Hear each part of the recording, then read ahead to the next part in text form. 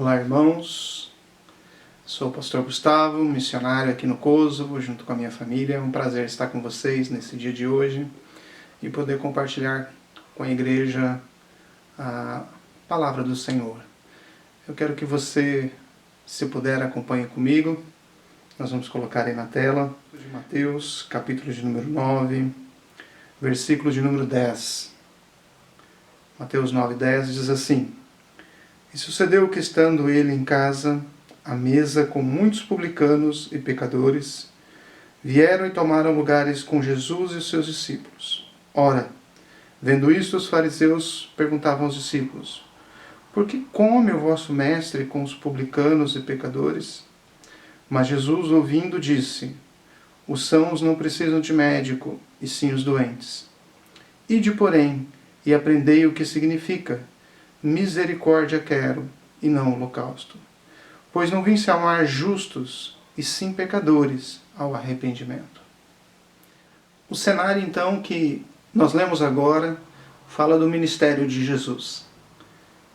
Poucos versículos atrás, Jesus chama Mateus para ser um dos seus discípulos. E Mateus vem a Jesus. Agora Jesus está na casa de Levi, na casa de Mateus. E junto com Jesus, há um grupo de pessoas, assim como eu e você, indignos de estar na presença dele. Acho que essa é uma primeira lição que nós podemos aprender com esse texto. Havia naquele grupo uma multidão chamada de publicanos e fariseus, pessoas que não tinham em si nada do que se orgulhar, mas as suas próprias obras os condenavam. É assim que funciona com os pecadores. As nossas próprias obras nos condenam. Por isso, há uma lição muito importante nesse texto. A lição de que Jesus senta com publicanos e fariseus e pecadores para compartilhar o Evangelho da graça. O Evangelho não é alcançado por mim por méritos, mas é dado por Deus por sua divina graça. Nós precisamos entender, neste dia e para a nossa vida, que o que temos recebido de Deus é fruto da sua dádiva, é fruto do seu amor, é fruto do seu cuidado. Quando eu olho para o ministério de Jesus, quando eu olho para a vida de Jesus, quando eu olho para as transformações que Jesus operou na vida de pessoas durante toda a história da humanidade, não há nenhum sequer que possa dizer: olha, eu fui alcançado porque eu tenho os meus próprios méritos. Mas foram os méritos de Jesus que nos alcançou. Foram as obras de Jesus que nos atingiram. Foi a graça e a misericórdia de Jesus que nos resgatou das trevas para a luz, que transforma o nosso coração num caminhar diário de comunhão com Deus o Pai, transformando-nos a cada dia para sermos a imagem do Filho. É assim que as Escrituras nos apresentam.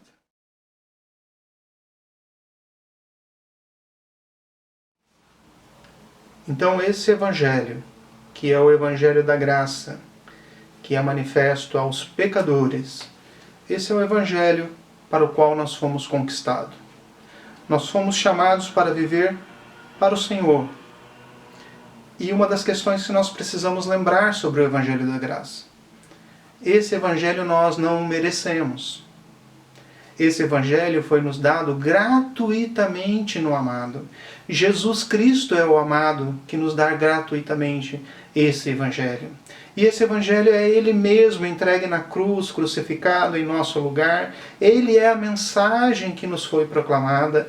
Ele é a mensagem para o qual o nosso coração foi aberto pelo poder do Espírito Santo. E hoje nós podemos fazer parte da família da fé, daqueles que foram chamados pelo Senhor das trevas para a luz. Esse é o Evangelho da graça. Quando Jesus está dentro da casa e quando vem à mesa pessoas pecadoras, publicanas, e Jesus está ali com eles, esse é o momento em que esse Evangelho da graça está sendo compartilhado com pessoas, como Jesus responde aos fariseus, que estão doentes, que estão enfermos. E Jesus veio para os que estão doentes. Jesus veio para os que estão enfermos. E esse Evangelho da Graça nos restaurou. Nós estávamos doentes, nós estávamos enfermos e fomos restaurados por esse Evangelho. Ainda que possamos falar de uma restauração momentânea aqui, que se completará na eternidade, a boa obra que esse Evangelho começou em nós, a boa obra que o nosso Senhor começou em nós, se encontrará no seu final, terá o seu ápice quando estivermos com Ele na eternidade. Essa é a glória futura que nós falamos do Evangelho da Graça. Você deve se lembrar do texto que acabamos de ler. O texto diz que publicanos e pecadores vieram a Ele e tomaram lugar à mesa com o Senhor. Isso é uma consequência do Evangelho. O Evangelho atrai pessoas indignas, pessoas imerecidas de tamanha benevolência e tamanha bondade. Esses publicanos e pecadores estão ao lado de Jesus, podendo ouvir as suas palavras, ouvir o que Ele compartilha, receber dele mesmo. Quando olhamos para nós, que pertencemos à família da fé, nós entendemos que estamos com o Senhor. Nós fomos restaurados, nós estamos caminhando com Ele, nós estamos seguindo o percurso da fé. Nós estamos à mesa com o Senhor. E ali Ele nos ensina. Ali Ele instrui o seu povo.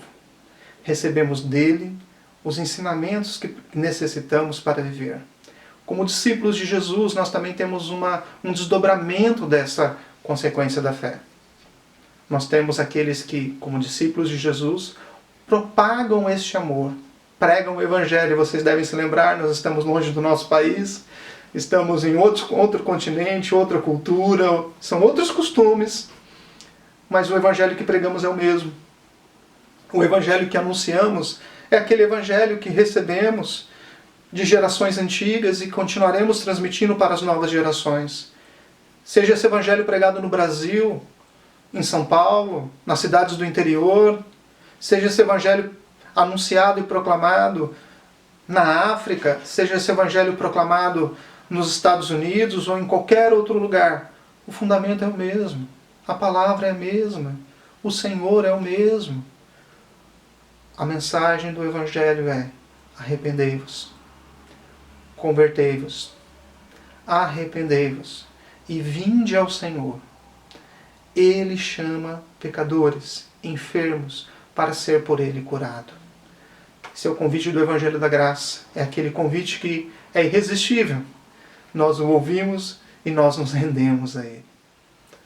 Esse Evangelho da Graça, ele é a expressão da reconciliação pelo sangue de Cristo. Você deve se lembrar que no momento da crucificação, Jesus está entre dois ladrões. E que um desses confessa que ele é o Senhor. Confessa que ele não tem culpa. Confessa que ele não merecia aquela sentença. O Evangelho da Graça, ele abre os nossos olhos. Não para ver de forma natural. Não para olhar o mundo e ver de forma materialista tudo isso que nos rodeia. Mas para olharmos pelos olhos da fé e contemplarmos as benevolências do Senhor, o cuidado de Deus, as misericórdias de Deus. Nós vivemos momentos difíceis. As nações estão tumultuadas. As pessoas não sabem para onde correr. Elas não sabem onde encontrar amparo. Elas buscam consolo em si mesmas. Elas buscam justificativa para os seus atos. Elas criam para si religiões para se auto-justificarem diante de Deus. Mas o Evangelho da Graça propõe um outro caminho. O Evangelho da Graça nos propõe olhar para o alto, de onde vem o nosso socorro, o nosso consolo, o nosso conforto. Para não vivermos os valores materiais deste mundo, mas para vivermos os valores celestiais de Deus. O Evangelho da Graça, que se expressa pelo sangue de Cristo, ele mostra a nós um verdadeiro caminho, um vivo caminho. As Escrituras nos diz que Jesus é o bom caminho. Ele é o caminho verdadeiro. Ele é o bom pastor e ele é esse caminho pelo qual nós devemos andar. Andar em suas palavras. Você deve se lembrar que uma vez Jesus falou sobre ser uma pessoa sábia. e ser uma pessoa sábia em tempos difíceis, em tempos de correria, de tumulto, em tempos onde as pessoas estão perdidas nos seus valores. Onde devemos nos segurar, onde devemos nos aportar a nossa fé, onde devemos depositar a nossa esperança. E aí Jesus fala sobre aqueles discípulos dele que ouvem as suas palavras e as coloca em prática. Nós precisamos viver para Deus, por Deus. Precisamos viver para Deus em total dedicação a Ele. E precisamos viver por Deus, entendendo que Ele guia os nossos caminhos. Entendendo que Ele é soberano sobre todas as coisas. Entendendo que aconteça o que acontecer, as Escrituras afirmam que todas as coisas cooperam para o bem daqueles que amam a Deus. Esse Evangelho da Graça que nos é dado, que nos é oferecido, que nos é apresentado, é o mesmo Evangelho que nós, como missionários, longe do nosso lar, longe das nossas famílias, mas algo nos sustenta. E o que nos sustenta é a boa mão do Senhor. Se eu for olhar para as nações, se eu for olhar para os governos, para a cultura, para o exotismo, para as manifestações religiosas, para as dificuldades como elas se apresentam a nós, nós retrocederíamos. Mas graças a Deus, porque somos sustentados pela sua poderosa mão. E o que nos sustenta é a esperança viva que há no nosso coração, que arde em nosso coração. Nós temos uma obrigação com o nosso Deus, de proclamar as mensagens das boas novas, de dizer àqueles que estão enfermos que existe uma cura, de dizer para aqueles que estão sem esperança que há uma esperança, de dizer para aqueles que estão andando sem ter um ponto, sem ter um alvo, sem ter um objetivo, que há um alvo, que há um objetivo, que há uma mensagem, que há um Senhor, que há um caminho e que há uma viva esperança. Eu quero concluir essa mensagem lembrando para vocês algumas questões básicas do Evangelho. Que Jesus é suficiente. Tudo que Ele fez totalmente. Ele não somente proporcionou a salvação, mas Ele nos deu a salvação. Ele efetivamente nos conquistou na cruz. Ele realmente morreu por nós. O seu sacrifício tem uma característica que é chamada de objetividade da salvação. Ele morreu pelos seus, pelas suas ovelhas. E quando nós proclamamos o Evangelho, nós proclamamos até que os últimos eleitos de Deus ouçam o Evangelho e se rendam a Ele. Nós proclamamos até que as pessoas escutem o Evangelho e que aqueles que não são do Senhor vão responder a esse Evangelho negando, justificando suas próprias obras, recusando e se escandalizando por essa mensagem. Mas as ovelhas do Senhor, diz as Escrituras, que ouvem a voz do seu pastor. E ouvindo a voz do seu pastor, o que nós fazemos?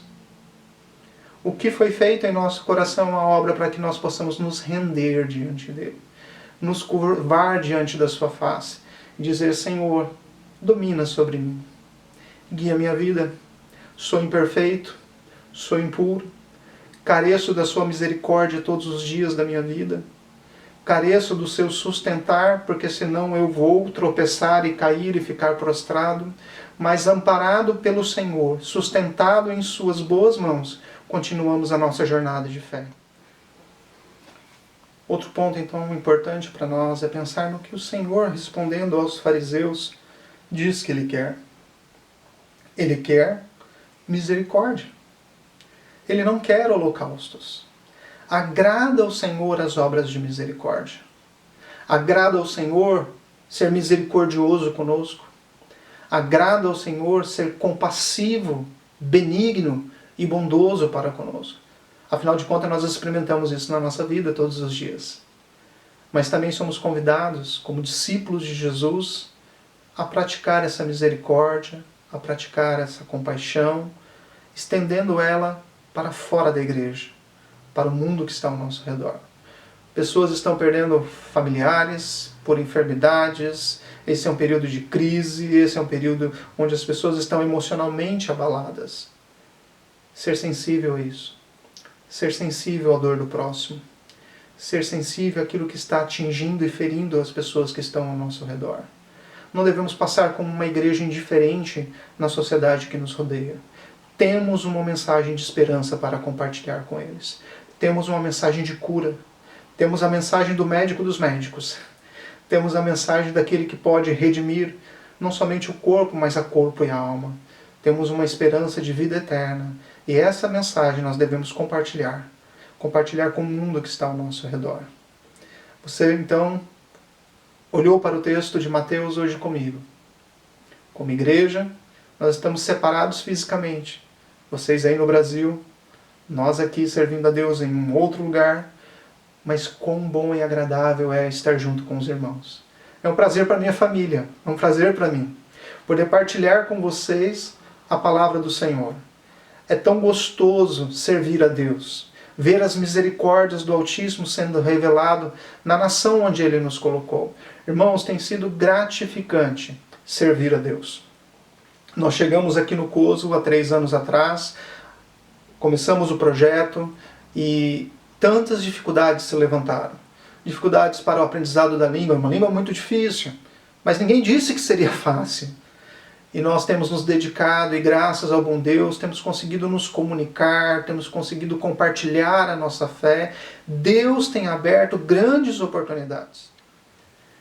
Que nós possamos ter a sensibilidade para aproveitar essas oportunidades e não desperdiçar aquilo que Deus coloca na nossa frente. Outro aspecto são os projetos sociais, que lindo é ver. Né? As mulheres, principalmente, a Sara tem desenvolvido um trabalho maravilhoso com as mulheres na área de treinamento, capacitação, com a maquiagem, que é um dom, um talento que Deus deu a ela.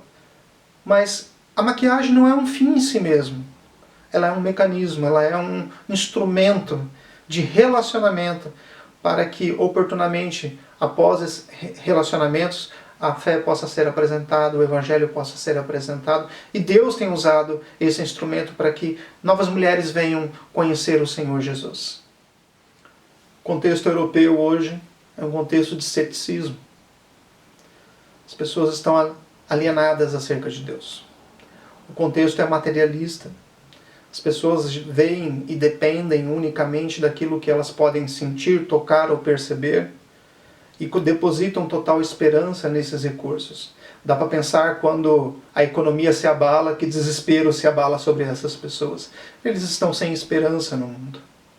O contexto europeu é um contexto de um cenário onde Deus não ocupa nem mais o imaginário popular. Mas Deus estabeleceu neste lugar, no Kosovo, aqui nessa nação, Deus estabeleceu uma igreja. E essa igreja tem vivido para a glória de Deus nesse lugar. E nós temos visto Deus levantar obreiros no meio do povo kosovar. Nós temos participado e vendo quão bom Deus tem sido, levantando liderança local para a igreja que aqui está. Irmãos, orem por nós. Não somente a nossa família, como pelos missionários que estão servindo aqui na realidade europeia. Momentos difíceis, oscilação cambial, momentos difíceis de quebra de parcerias ou de abalo econômico aí no Brasil, que também nos afeta, igrejas com suas portas fechadas. Vários são os momentos de crises e de incertezas para nós também. Que todos nós sejamos fortalecidos no Senhor. Que esse evangelho que nós compartilhamos aqui, refletindo sobre Mateus, da segurança em Jesus, que nós também possamos ter essa segurança. Ore por nós, ore por nossa família especificamente, ore pelo Luca, está no fim do ensino médio, ore pela Isabelle, está aí em etapas para iniciar o quarto ano, ainda vivenciando aí as experiências de adaptação com língua e tudo mais. Deus nos use para a glória dele. E orar por você. Eu queria pedir a Deus que estenda as suas mãos de misericórdia sobre a sua vida. Vamos orar juntos? Pai, Deus de infinita bondade, amor e misericórdia, nós nesta manhã tivemos o privilégio de estudarmos juntos essa parte das Escrituras. Como é bom saber que o Senhor transformou as nossas vidas e que o Senhor nos faz andar em uma novidade de vida sustentado pelas tuas poderosas mãos.